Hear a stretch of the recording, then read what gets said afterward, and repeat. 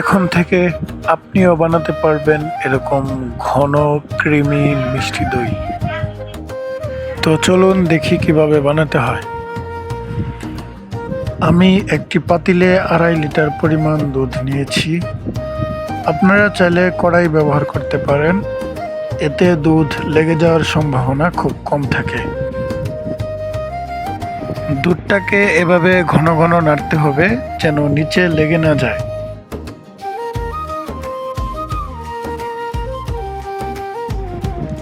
আমাদের দুধ প্রায় হয়ে এসেছে। আপনারা প্রতি লিটার থেকে 250 গ্রাম পরিমাণ কমিয়ে নেবেন, কিংবা চাইলে আরেকটু বেশিও কমাতে পারেন।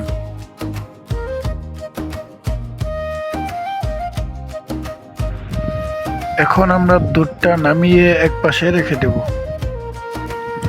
সুন্দর রঙের জন্য তৈরি করব ক্যারামেল। একটি ছোট পাতিলে অল্প পরিমাণ চিনি নিয়েছি। এখন দিয়ে দিব অল্প একটু পানি। এটাকে সুন্দর করে নাড়তে হবে যেন পুড়ে না যায় এবং লেগে না যায়। দেখতেই পাচ্ছেন কি সুন্দর কালার চলে এসেছে। এখন আমরা এখানে অল্প পরিমাণ দুধ মিশিয়ে নিব।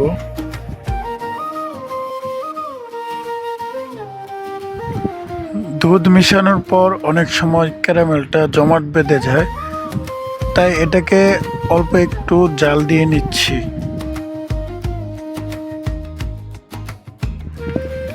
ক্যারামেলটা এখন দুধে ঢেলে দিব। যেহেতু কনডেন্স মিল্ক ব্যবহার করব, তাই চিনিটা কম নিয়ে আমরা এখানে প্রায় 150 গ্রাম কনডেন্স মিল্ক মিশিয়ে নিচ্ছি। আপনারা যদি চিনি ব্যবহার করেন তাহলে প্রতি লিটার দুধে 250 গ্রাম চিনি ব্যবহার করবেন। এখন আমরা এটাকে এই পরিমাণ ঠান্ডা করব যেন আঙুল দিয়ে 10 থেকে 15 সেকেন্ড রাখা যায়। দই জমাতে গেলে অবশ্যই পূর্ব থেকে তৈরি করা দই লাগবে, সেটা হোক টক দই কিংবা মিষ্টি দই। আমরা এখানে মিষ্টি দই ব্যবহার করছি। এখন দইটাকে ভালোভাবে ফাটিয়ে নেব।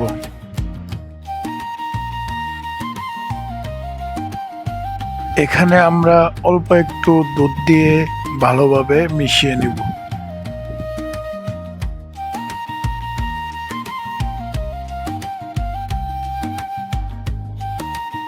মিশ্রণটাকে আমরা সম্পূর্ণ দুধের মধ্যে ঢেলে দেব।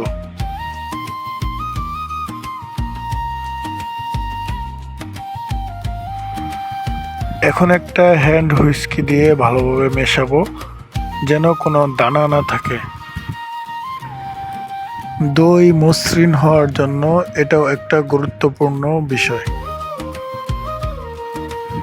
দই জমার জন্য যেহেতু আর্দ্রতা প্রয়োজন হয়, তাই আমরা একটি ক্রেট নিয়েছি। মাটির পাত্রে যেহেতু দই ভালো জমে, তাই আমরা মাটির পাত্র নিয়েছি।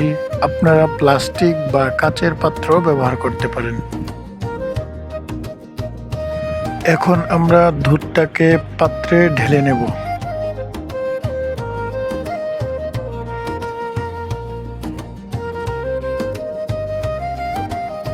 এখন পাত্রটা সুন্দর করে ক্রেটে বসিয়ে নেব।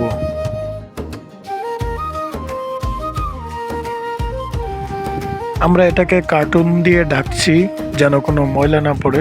আপনারা আপনাদের পাত্রের সাইজ অনুযায়ী ঢাকনা দিয়ে ঢেকে দেবেন। এটাকে এভাবেই সারা রাত রেখে দিতে হবে। খেয়াল রাখতে হবে যেন নড়াচড়া না করে এবং গরম ভাব থাকে। মাশাআল্লাহ, দেখতেই পাচ্ছেন কত সুন্দরভাবে দই জমে গিয়েছে। এখন আমরা এটাকে ফ্রিজে রেখে ঠান্ডা করব। দেখতেই পাচ্ছেন দইটা কত ঘন, মসৃণ ও ক্রিমি হয়েছে।